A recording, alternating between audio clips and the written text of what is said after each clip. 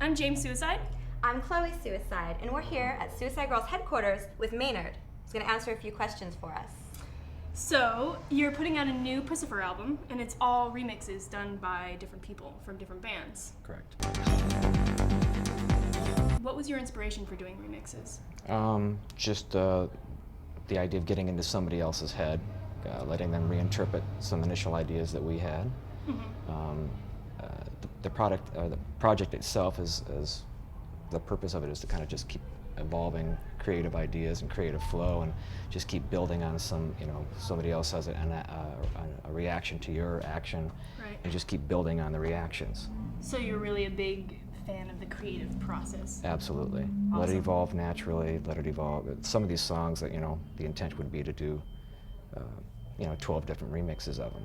Mm-hmm. And then with the next project, I kind of want to do it where we write some songs with different people, and we actually release simultaneously 2 or 3 versions of them at the same time. That way, you can't really go, well, that's the original.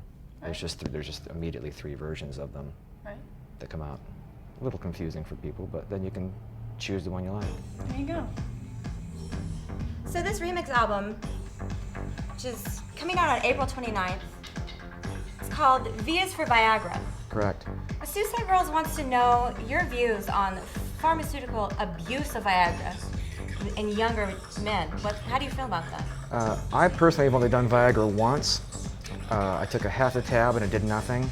And later that night I took the other half, and then did nothing. And by the time it actually kicked in, I was actually at the airport going through security.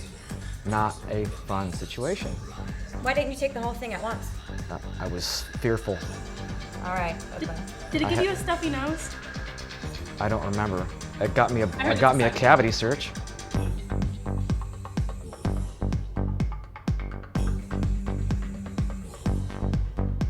Paul Barker from Ministry Uh-huh. remixed one of your songs from Pussifer, Right? and he calls it the deflowering remix. Yes. Why do you think he calls it that? I think he's probably a pervert. I don't know that for a fact. You don't have anything to go by on No, that? not at all. How did you go about picking the musicians that were going to remix these tracks of yours? Just friends of friends who I thought were capable and had good ideas on their own. Very creative people in their own right. And a few people I had never met and was reluctant to reach out to, but figured, you know what, this is a collaborative thing. Let's go ahead and give them a chance. How did you decide who did what track? Let them decide. First come, first serve. Okay. Yeah, you got a little Right? better. Thank you.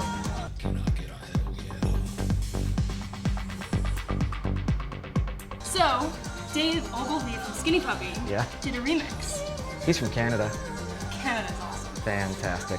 If you had any Skinny Puppy song to remix, which would it be? The third one.